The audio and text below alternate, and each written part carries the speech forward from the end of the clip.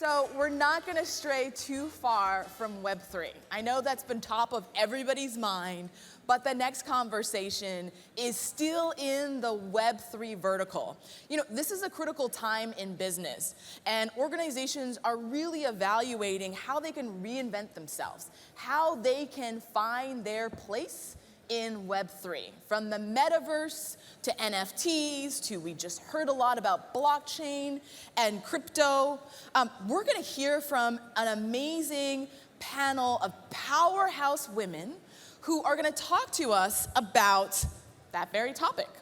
Metaverse, blockchain, and NFTs, oh my. If you don't know what Web3 is, they're gonna break down how Web3 can be more accessible, how it can be equitable, and really, what is the true business application for these technologies? So, I'm excited to introduce our panelists.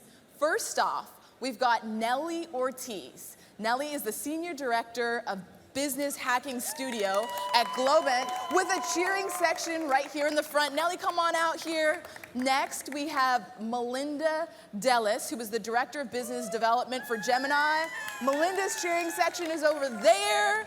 Michelle Abbs, a dear friend and founder of Web3 Equity, a Miami Tech OG. Let's give it up for Michelle.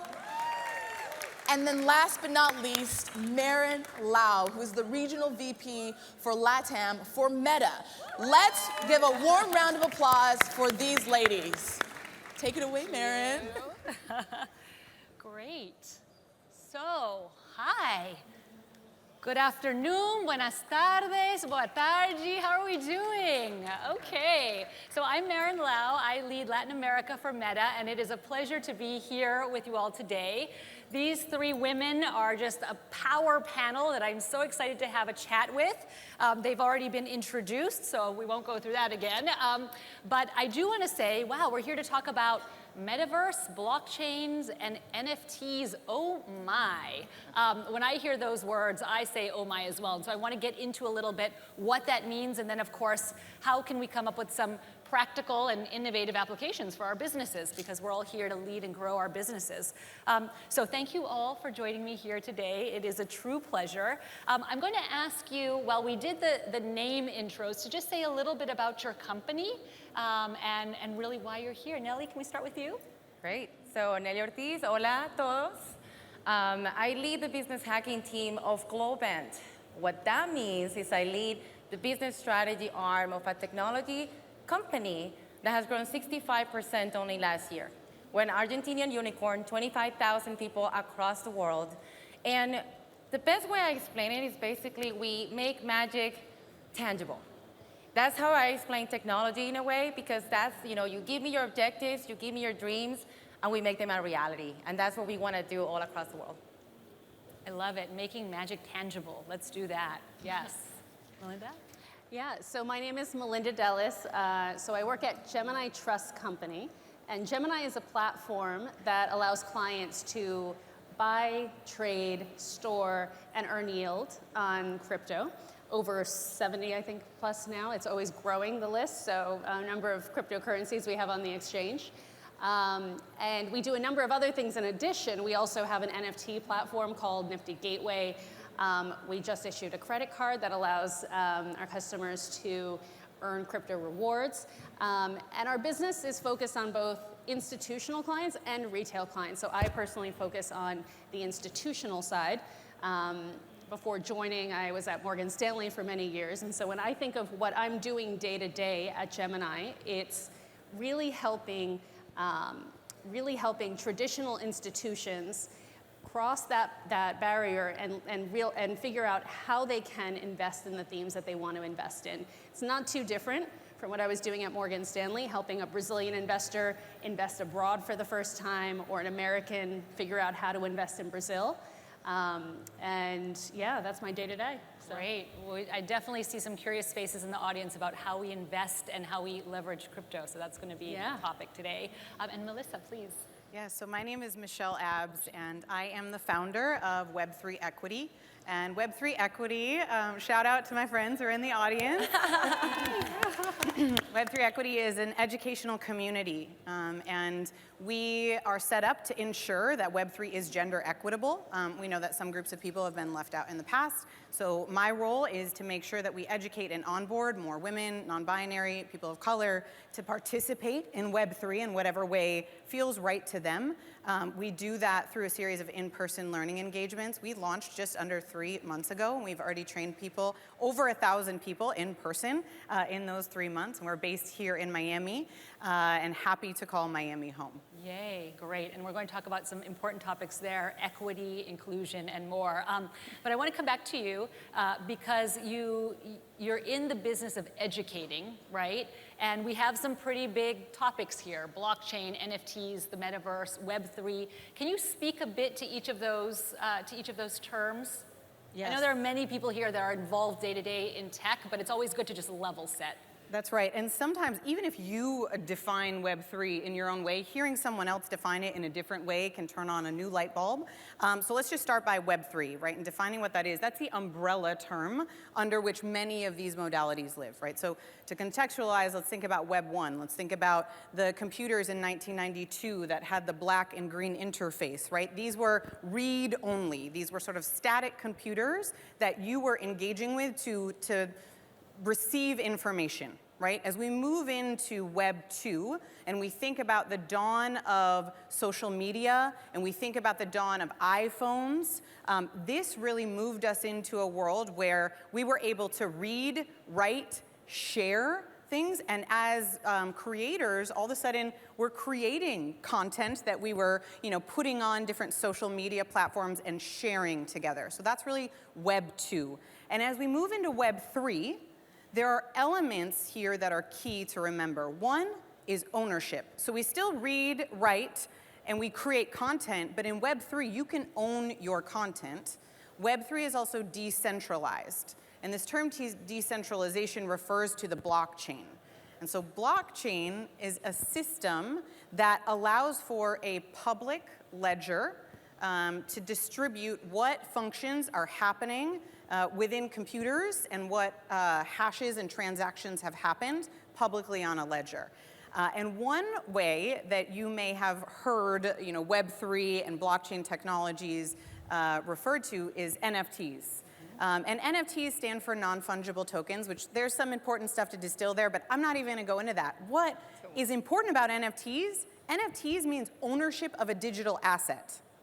Everybody understands how important digital assets are. They're on your phone, right? These are the pictures you're sharing. These are the websites you're downloading. Those are digital assets that now with NFTs, you have the opportunity to own. Right, and I'll take Metaverse, why not? So Metaverse it's the next step, it's the evolution of social technology. And while we're in the process of constructing it, everything from AR filters that you might see today to avatars to what we might imagine as holograms and in the future. It's a set of interconnected spaces, digital spaces, two-dimensional, three-dimensional, where we're going to be able to interact in a hybrid fashion in the physical world, in the virtual world, and where we'll be able to do things that we can't do in a physical life. Perhaps I can be with my parents, right, who can't physically be here with me today, for example, and how would I feel that sense of presence in the metaverse? And so that will be the evolution, the next step of the internet, the next step of social technology.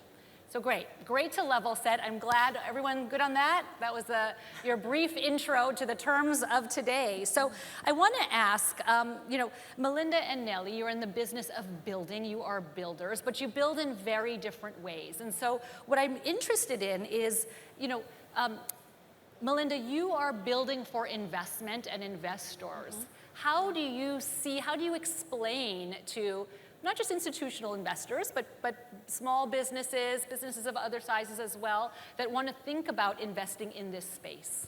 Yeah, it's a really good question, and this is, what I was just starting off with, which is, this is not unique. This is not the first time that businesses or investors have had to try something completely new. And my background being in structuring for derivatives is basically saying, okay, someone says I want to do something, and I'm going to think of, all right, well, tell me all your limitations, and let's figure out what's the right way to do this. What's the right vehicle? Maybe it is you investing in a fund. Maybe it's investing directly. For example, with the Metaverse, we have a lot of wealth managers and RIAs who are looking at this and saying, the right way currently to help my clients get exposure in their portfolios is to actually invest in tokens. It's not yet there for me to help them to buy land in a metaverse. And so there are certain things that make sense. And then there are unfortunately those not so sexy topics that people love to talk about all the creativity, what this can offer. My job starts to dive into, all right, so let's talk about compliance. How can you do this in a compliant way when you can't really control who sends stuff to your wallet? How do you accept payment, and are you comfortable holding that on your balance sheet? And then, even just getting internal stakeholders on board and comfortable is a huge task. And so, we really spend a lot of time doing the same kind of education that Michelle is doing for individuals. I'm doing with all different stakeholders, whether it's the legal teams, the risk management teams, the business side, everyone, to kind of figure out what their concerns are, what their needs are, and help them to find that path forward. And sometimes we have to build new things. Sometimes it's just a tweak of what we have. So. And is there a certain kind of business where this might be more applicable or relevant?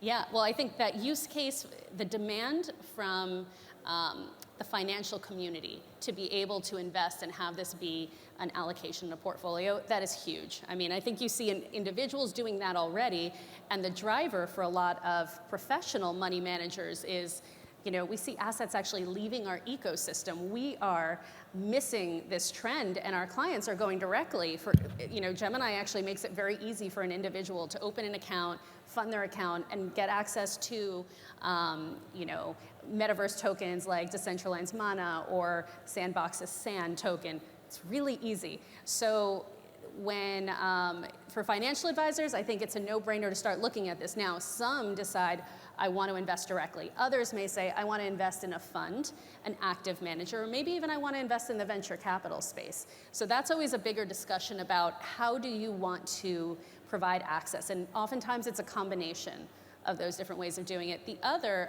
corporations, there is a huge demand to start building. You will hear about some big brands that have already set up headquarters and metaverses and done all that.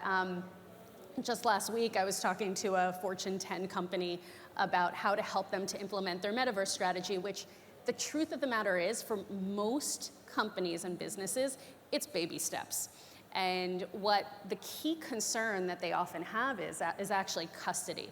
They're ready to go, they want to do it, but then they realize that in order to meet the standards that their internal risk management compliance teams and everyone, they need to kick the box. What's the security of the custody? What are the controls around it? How is it regulated? So Gemini's custody sits under a New York trust license. Like any other regulated, traditional financial institution that has a trust license, that's the bar that we're meeting. Those are the key concerns that these clients have, but there's huge demand. So, I think of it as it's incredibly exciting. I can't believe the companies that are, reaching out to us to have these discussions. And yet, the path forward really requires digging into some of these, unfortunately, not the tech forward, most exciting conversations for many. So, Great. Yeah. Thank you. So you mentioned baby steps, right? This is a journey, and we have companies that are along a spectrum and along this journey. Yeah. I get questions often from clients that want to know what to do now. How do I get into the metaverse today? What do I do now? How do I build the metaverse today? And it is a journey, right? Because we are in the beginning of building metaverses or the metaverse, right?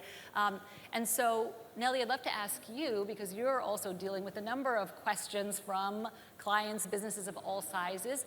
Is the metaverse a space for everyone today? Or how do you think about it from a builder perspective? So similar to my peer here, it's every day I've had multiple calls of multiple clients trying to understand these technologies to get into metaverse, NFT, blockchain, any buzzword you can imagine, they're calling me for.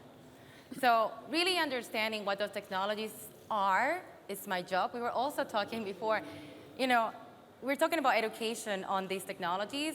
I kind of become a kind of a teacher for CMOs, CEOs, CTOs in order to understand these technologies, to figure out how to implement them. And I think that's really what we want to try to achieve is I don't want them to say, I want to put money into this without understanding what are the consequences and the impact of this. Currently leading a project with a big player in Vegas to go to the metaverse. And we're trying to build all the strategy of how to do that. It's interesting because if you think about it, Vegas was the OG metaverse. Think about it, you could be anywhere you want, whoever you want to. I love it. There's even a currency that you respect only in Vegas. And you kind of even forget that you did that after Vegas. What happened in Vegas stays in Vegas. It's basically the regional metaverse. How do you bring that experience to an actual digital metaverse? And even for Vegas, there's risks that they don't want to take. So we came up in Globant with something we call the Metaverse Building Blocks Canvas. And what is that is really just understanding the building blocks you need to know to figure out what's the metaverse you want to build.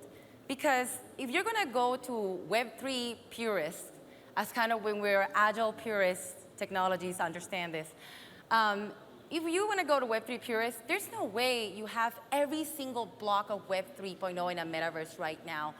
So there's a concept me and my friends are talking about, Web X.0, and what that really means is try to pick and choose the things that actually serve you for what you want to accomplish. So if you want to do, let's say, a disruptive campaign, so this is a statistic. In Forrester, they say 76% of CMOs put budget aside for metaverse for this year. That's an insane number. That's a lot of CMOs thinking about the metaverse and actually putting money where their mouth is and saying, I'm going to do something about it. So if you want to do something about it, tell me what you want to accomplish. What is your competitive edge? What are the risks that you want to take? And then I'll tell you, okay, these are the technologies that can support that. You probably don't have to come up with a token or a currency for this metaverse. Maybe it's just a very cool experience that you want to do with a 3D art in a different platform. Maybe you want to create your own metaverse. Maybe you just want to be in the sandbox. You like my jacket? It's very sandbox metaverse looking. But it depends on what you want to achieve. I'll tell you which platform you can live in, which platform do you want to build in, because we can build you almost anything. We have a gaming studio, blockchain studio, metaverse studio. We even launched the metaverse 3 hours before Meta. Great mind thinks alike. So we had the same day, same thinking. But it really depends on what you want to achieve. How do we apply the technology to get you there? And then let's make this fun for everyone. This should be everyone making money and everyone having fun with it. Well, I can't beat that. Everyone making money and everyone having fun with it. That's a metaverse I want to live in. Yes. I'm ready for that. Bring me that. So you both spoke about these technologies as catalyzers of opportunities in various forms, right? And when I think about what we do at Meta, our Spark AR platform that has been now used by individual developers around the world, and how it really allows them to make a sustainable living, right, in a freelance way, in a more corporate way. Really the opportunities and really the democratization of these opportunities are just astounding when you see the ramifications around the world. So I'd love to ask you, in this, as a catalyzer of opportunity, right, so what you are doing with Web3 equity is really providing these opportunities or providing that education. How do you see this with your platform, Michelle, with what you're working on? Yeah, I really am very hopeful that Web3 actually could right the wrongs of some of our, decades-long, centuries-long of institutional bias that has been baked into systems. And yet, we've got a long way to go.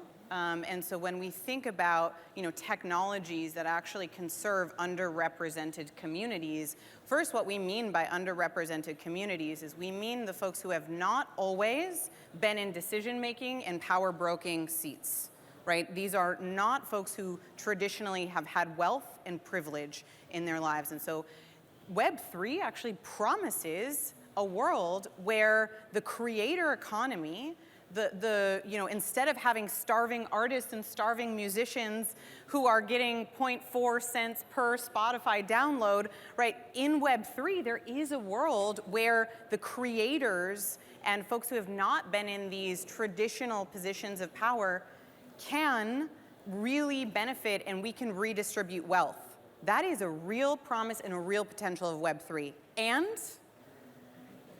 we are on the brink of not making that possible, right? We really need to be more thoughtful, I believe, in what mechanisms are already starting to pop up in place that are gatekeeping the power and the privilege within small sects of people, and how we break down those already popping up systems of oppression and make sure that creators everywhere, from every background, and folks who maybe don't have access to the same technologies, to the same Wi-Fi connections, have the chance to create in Web3. And that is part of our call to action. And as we partner with different corporations and think about their strategies in Web3 as well, that's part of the mantle. Is how do we make sure that the system that you're creating right now doesn't repeat some of the wrongs of the past? It's really interesting, and it is inherently the promise of the technology, which is decentralization, right? And so it's a new interesting concept where we have the inherent spirit of the technology with what it can actually change in terms of access and who has that power and who has that privilege, right? What are you saying? I know we've spoken backstage about this, and you had some interesting comments about this. To build on something that Michelle said there, which is, when it's very easy when you go to certain conferences, for example, you just see a sea of men or a sea of faces that don't look so diverse, and then that becomes your perception of what crypto is. And Gemini, we do an annual survey to a very broad and global set of folks. This is many countries, developed, emerging, different racial groups and everything, to kind of get a sense of what does the crypto community look like right now, and what are their concerns. And what you actually find when you look at that data is that, so first, it's more of the emerging markets, the areas that have some underrepresented populations, socioeconomic challenges. Those are actually some of the areas that are adopting crypto in the fastest and really embracing this technology. And then also the gender disparity is actually not as wide as you might think when you actually go to, especially going to emerging markets. So I think one of the first things that companies should realize is that your target audience is actually far more diversified. You should be speaking to clients in emerging markets. Like, there's this very strong Latin American background here. I got into this because of this experience that I had living in Brazil and understanding firsthand what it is like for someone who is living in a regime where you don't trust the central bank necessarily. You're dealing with inflation on a daily basis, and you really don't think that your government is necessarily handling sovereign debt the right way. All of those concerns are real for people that kind of you might not appreciate in the US.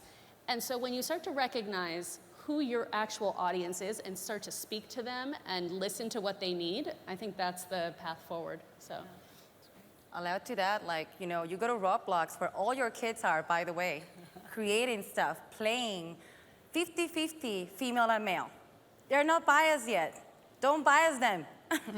They can do anything they want to. Look at this panel, it's all women. It's insane. Yes. It's the present. I say women is the future, women is the present, men is the present, everyone's the present right now. We should be working together to build crazy and fun stuff. We shouldn't segregate. And I think Metaverse and all these technologies bring that opportunity. In Globant, we're actually doing, where we're going to, a Globant Metaverse, but we're gonna utilize it to actually start getting bias out of the way. Like, what if we interview people in our Globant Metaverse and your avatar doesn't say anything about who you are? Mm-hmm. So there's no bias in identity. It's not that you're female or male, or you're big or small, or you have an accent. Maybe we know the tone is different. So then the bias goes away completely. We can use technology to eliminate this bias.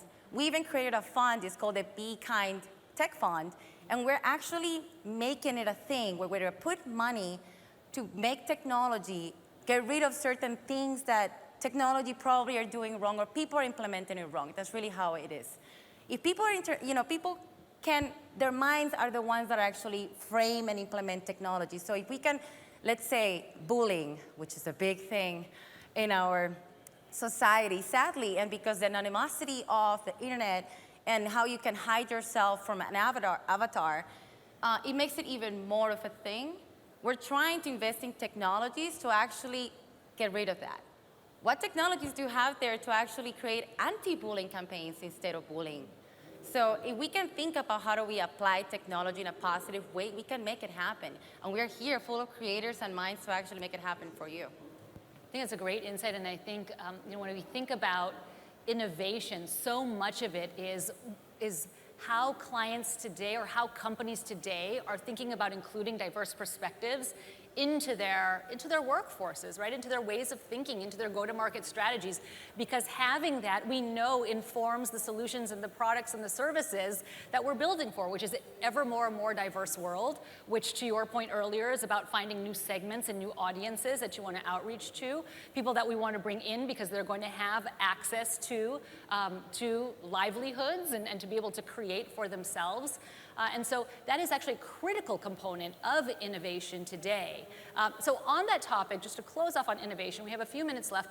I would love to hear, look, we're talking about the metaverse, we're talking about blockchain, et cetera, all of, all the today and the future.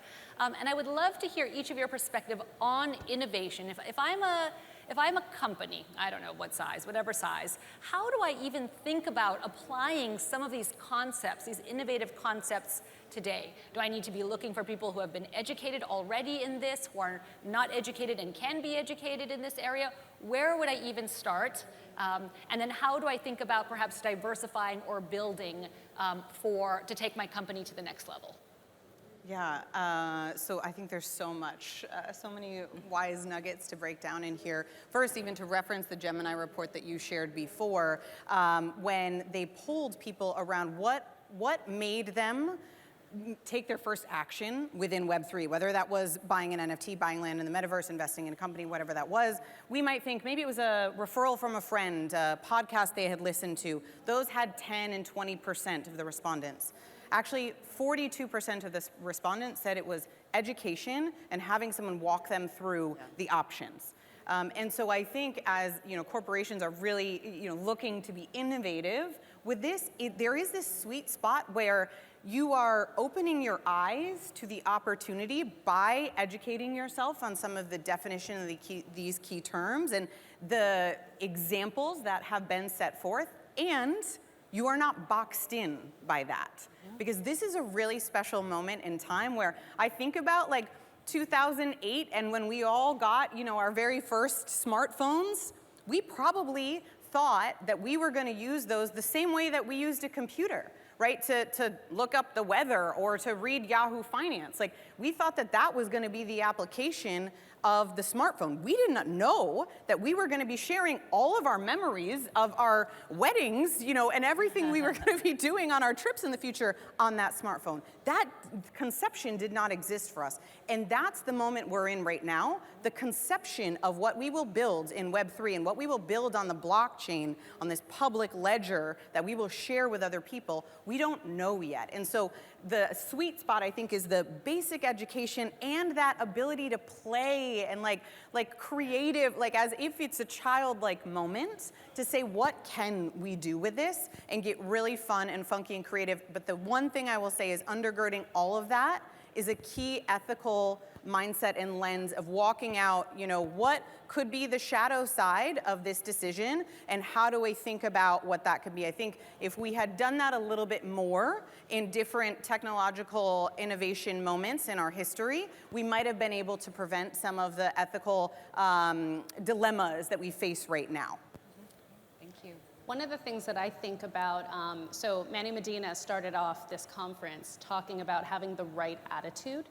And that made me think about something that I think about this all the time when I'm having conversations with with people who are trying to make this jump from traditional finance to Web3 or crypto, whichever segment you want to think about. And I always think about, encouraging people to lean into curiosity and really have that take an approach of just listening. So I was very lucky in my career to always grow up in organizations that viewed risk, compliance, and legal as partners to the business as opposed to obstacles. So it's highly collaborative.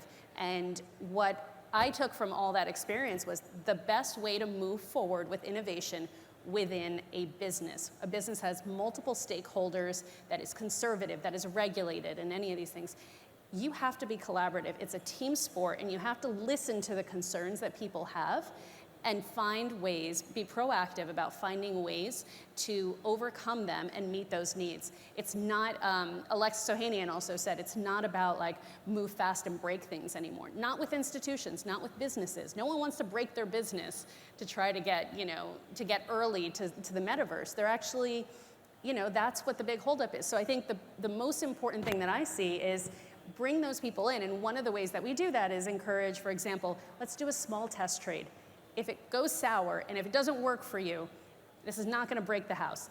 The other one is I bring in a lot of Gemini team members. Our COO is actually former global head of financial crimes at Morgan Stanley. This is a guy that if anyone has concerns about KYC and AML and all these things, bring him in a room and he, he took, that he even went into this industry is a sign that there is a path forward.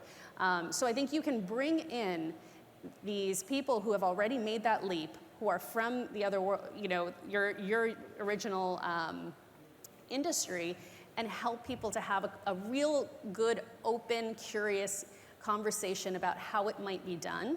And then think about the solutions that still need to be built, because that's what we're doing. All of these concepts, by the way, they're still so abstract and so early. Everything needs to be built. We have so much money that's been piled. I think it's something like $30 billion just in the last year of venture money that's gone into the space. Now we're building. So let's get all these views in so that we can build the right stuff. I love that. I think, and we're going to wrap now, but it's very interesting to think about building these concepts for the future, right? We are at a point where it is exciting.